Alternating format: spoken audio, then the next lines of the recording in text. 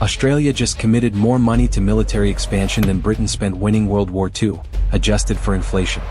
$368 billion over 30 years for nuclear submarines alone, with hundreds of billions more for missiles, ships, aircraft, and bases that will transform Australia from a regional defense force into a genuine military power capable of projecting force across the entire Indo-Pacific. This isn't gradual modernization or routine capability replacement.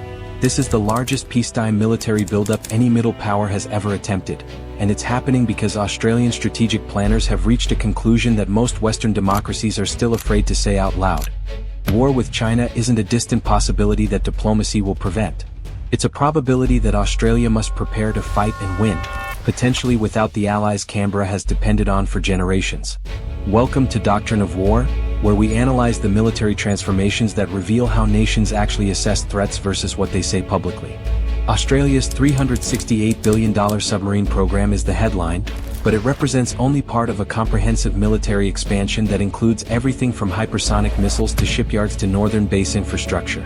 Today we're examining exactly what Australia is buying with this staggering investment, why Australian leadership concluded that this level of spending is necessary despite enormous opportunity costs, and what this buildup reveals about the strategic calculations happening behind closed doors in Canberra. And what you're about to discover is that Australia isn't preparing to support American operations or contribute token forces to Allied campaigns.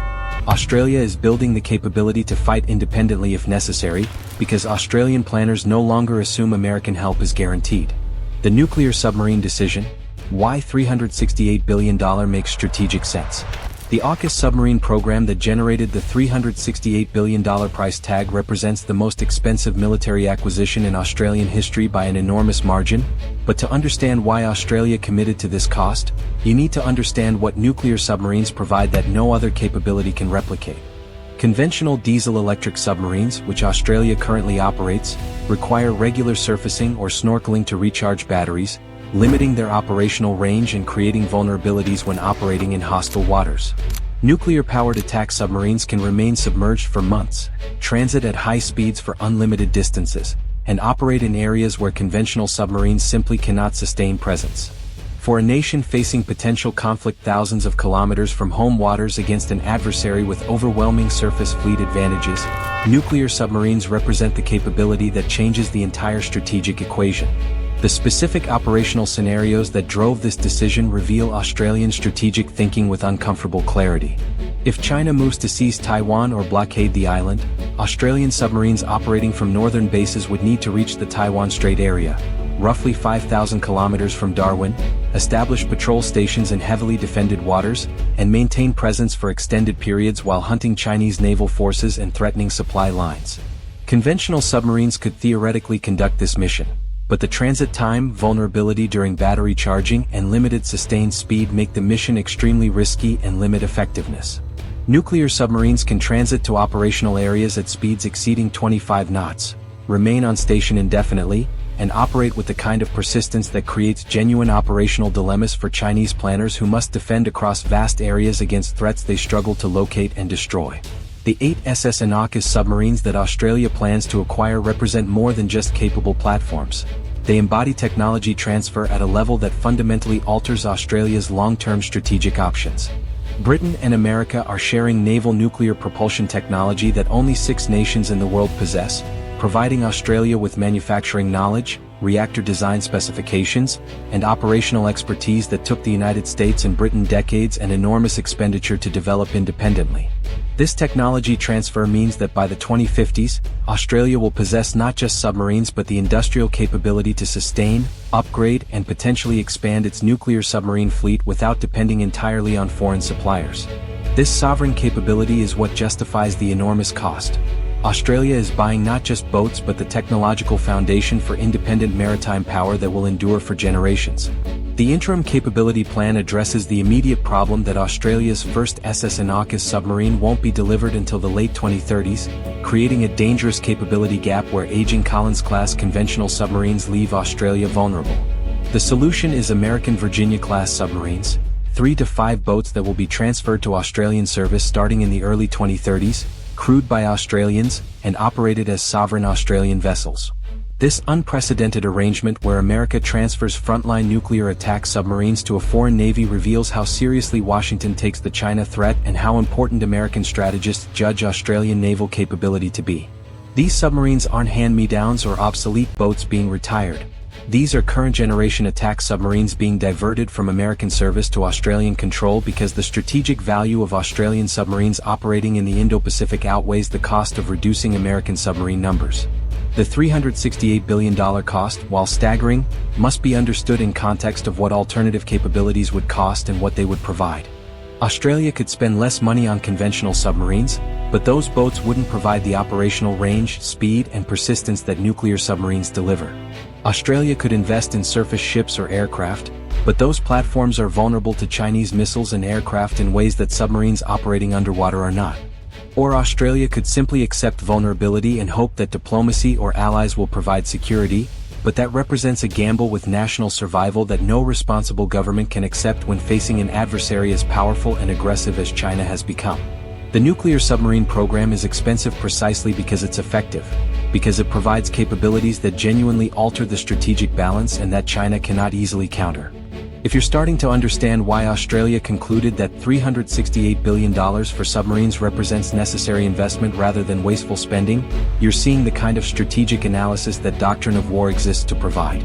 We examine not just what nations buy but why those acquisitions reveal their actual threat assessments and strategic priorities. Hit that subscribe button and turn on notifications, because what we're about to show you about the broader military buildup beyond submarines reveals that Australia is preparing for a level of conflict intensity that official statements carefully avoid acknowledging. The shipyard and industrial infrastructure being built to support submarine construction represents investment with strategic value beyond just producing boats.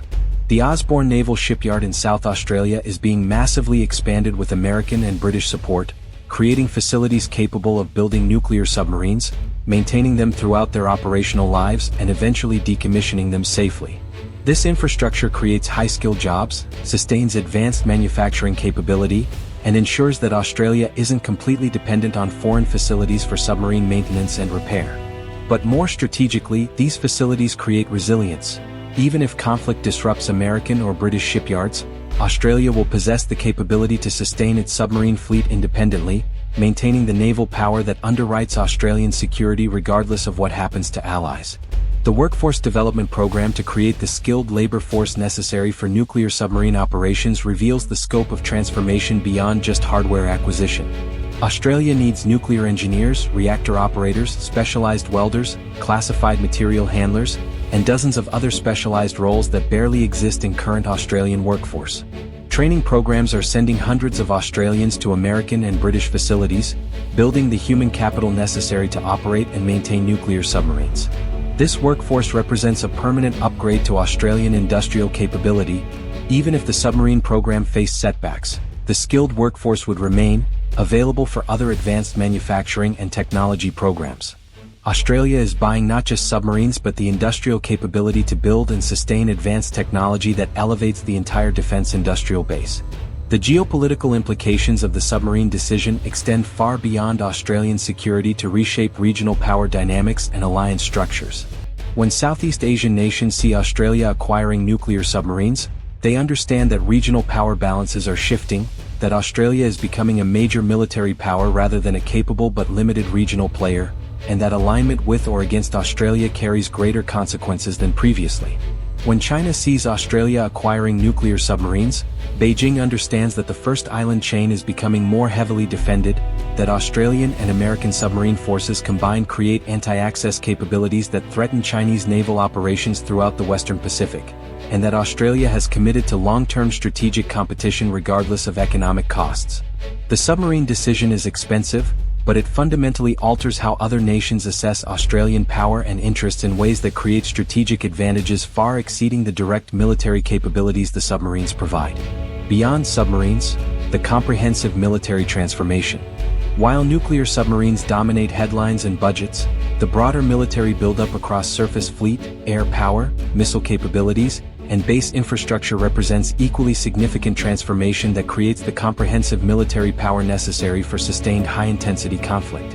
The Hunter-class frigates being built in Australian shipyards represent the surface combatant component of naval expansion, providing air defense, anti-submarine warfare, and strike capabilities that complement submarine operations.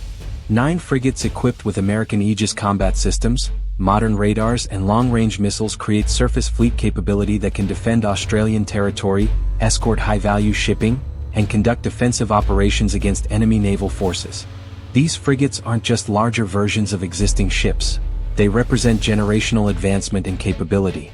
The Aegis combat system allows simultaneous tracking and engagement of dozens of aircraft and missiles, creating area air defense that can protect not just individual ships but entire task forces. The anti-submarine warfare capabilities using advanced sonar and torpedoes provide defense against the submarine threat that Chinese forces would pose.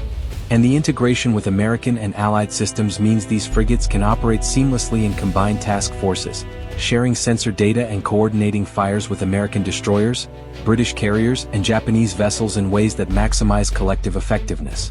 The $45 billion price tag for 9 frigates represents enormous investment, but these ships will form the backbone of Australian naval power for 40 years, providing capabilities that determine whether Australia can operate effectively in contested waters or remains confined to defensive operations near home. The offshore patrol vessels and mine warfare capabilities represent the lower intensity but equally essential capabilities necessary for defending Australian waters and maintaining maritime security in peacetime and crisis. 12 Arafura-class offshore patrol vessels provide the persistent presence necessary to monitor Australian maritime approaches, detect hostile activities, and demonstrate sovereignty over enormous ocean areas. These aren't combat ships designed for high-intensity warfare. They're presence vessels that ensure Australia maintains awareness and control of its maritime domain during the long periods between major conflicts. The mine warfare capabilities being acquired address a specific Chinese threat. China possesses enormous stockpiles of naval mines and demonstrated doctrine for using them to blockade ports and restrict naval movements. Australian mine countermeasure vessels and autonomous mine hunting systems provide the capability to clear these mines, ensuring that Australian ports remain accessible even under attack and that naval forces can operate without being channeled into predictable routes that Chinese forces can ambush. The aviation modernization extends beyond the F-35s and Growlers to include NQ-4C Triton high-altitude surveillance drones, P-8A Poseidon maritime patrol aircraft, and potential future acquisitions of long-range strike aircraft. The Triton drones provide persistent surveillance over vast ocean areas, monitoring ship movements, detecting submarines when they surface, and providing the maritime domain awareness that informs all other operations. 7 Tritons operating continuously can cover enormous portions of the Indo-Pacific, providing Australian commanders with real-time information about Chinese naval activities that would be impossible to gather through other means. The P-8A Poseidons complement this surveillance with their own sophisticated sensors while also carrying anti-submarine torpedoes and anti-ship missiles that can prosecute targets directly rather than just detecting them. The missile acquisition program represents some of the most significant capability gains for investment, because modern precision missiles allow relatively small forces to inflict devastating damage on much larger adversaries. Australia is acquiring long-range anti-ship missiles with ranges exceeding 370 kilometers, naval strike missiles, Tomahawk land attack cruise missiles, and indigenous precision strike weapons being developed domestically. These missiles transform Australian strike capability from limited to comprehensive, allowing Australian forces to threaten Chinese surface vessels throughout the South China Sea, strike Chinese bases and facilities across Southeast Asia, and conduct the kind of long-range precision fires that characterize modern warfare. The $10 billion being invested in sovereign-guided weapons manufacturing creates not just missiles for near-term use but industrial capability to sustain missile production during prolonged conflict when foreign supplies might be disrupted or unavailable. The air defense capabilities being acquired address the missile threat that China would pose to Australian bases and cities. Integrated air and missile defense systems combining radars, command and control networks, and interceptor missiles create layered defense that can engage aircraft, cruise missiles, and potentially ballistic missiles at multiple ranges and altitudes.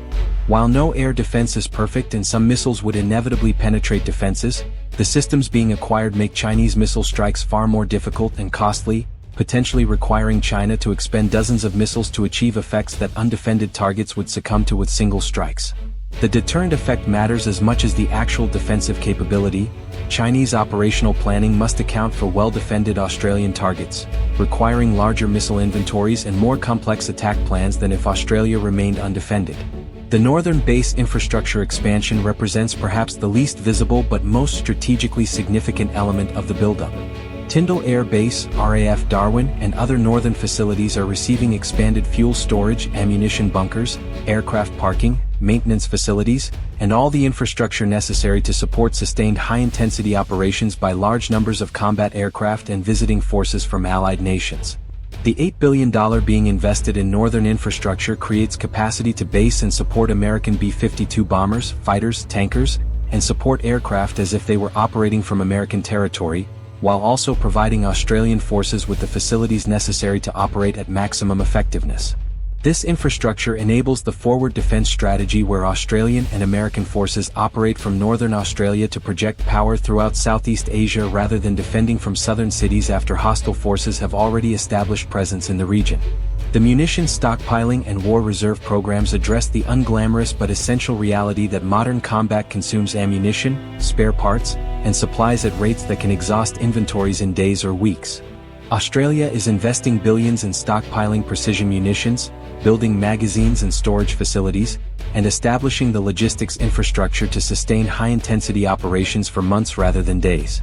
The Gulf War and recent conflicts demonstrated that precision-guided munitions are consumed at extraordinary rates. Aircraft conducting multiple sorties daily can expend their entire missile loadouts in weeks. Australia's War Reserve program ensures that when conflict comes, Australian forces have the ammunition to fight for extended periods rather than running dry and becoming combat ineffective within the opening days of war. The cyber warfare and electronic warfare capabilities being developed represent investment in domains that are increasingly decisive in modern conflict but that remain largely invisible to public scrutiny.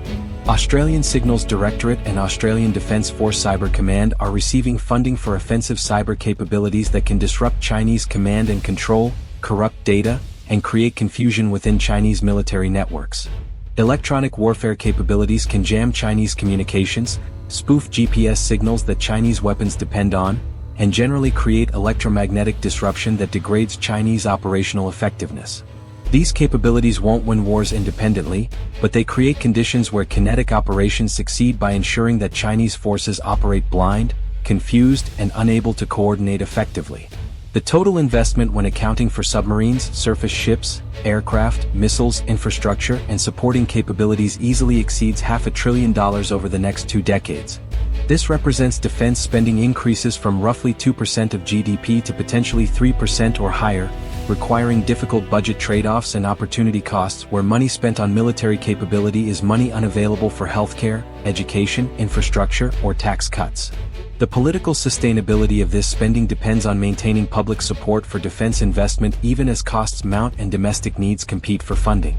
Australian political leadership has thus far maintained bipartisan support for the buildup, with both major parties agreeing that the China threat justifies extraordinary defense expenditure. But sustaining this consensus over decades will require continuously demonstrating that the threat remains real, that the capabilities being acquired are effective, and that the investment is producing tangible security rather than just expensive hardware that never gets used.